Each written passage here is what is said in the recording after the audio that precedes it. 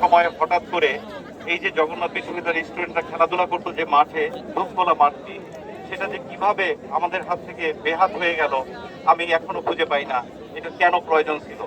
আমরা তো এখানে যখন ব্যবহার করতাম তখন আশপাশের যে মানুষগুলো এখানে খেলাধুলা করতো তাদেরকেও তো আমরা সুযোগ দিতাম, আমরা তো এটা দখল করে রাখিনি। কেন প্রয়োজন ছিল আমি জানি না। যাই হোক, সেই আলোচনায় আমরা না যাই।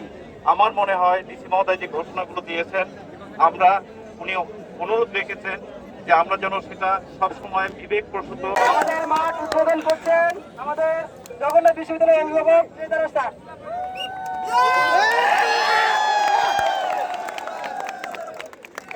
খেলা হবে,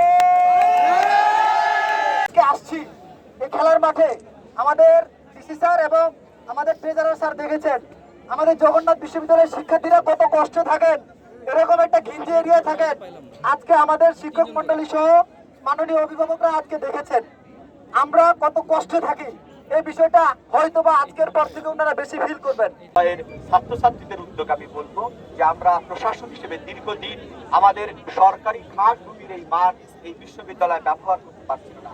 আমরা এটা পুনর্দখলের মাধ্যমে আজকে যে ঐতিহাসিক যাত্রা শুরু হলো, এটি আমি মনে করি ভবিষ্যতে আমাদের যে বৈষম্য বিরোধী ছাত্র আন্দোলন, অন্যায় অবিচারের বিরুদ্ধে যে প্রতিবাদ আপনারা দেখিয়েছেন, আমার মনে হয় এরপরে বাংলাদেশে আর কখনোই এটা পুনঃস্থাপিত হবে না।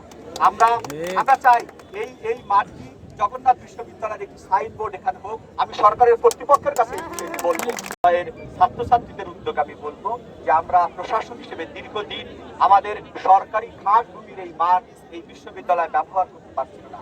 আমরা এটা পুনর্দখলের মাধ্যমে আজকে যে ঐতিহাসিক যাত্রা শুরু হলো, এটি আমি মনে করি ভবিষ্যতে আমাদের যে বৈষম্য বিরোধী ছাত্র আন্দোলন, অন্যায় অবিচারের বিরুদ্ধে যে প্রতিবাদ আপনারা দেখিয়েছেন, আমার মনে হয় এরপরে বাংলাদেশে আর কখনোই এটা পুনঃস্থাপিত হবে না।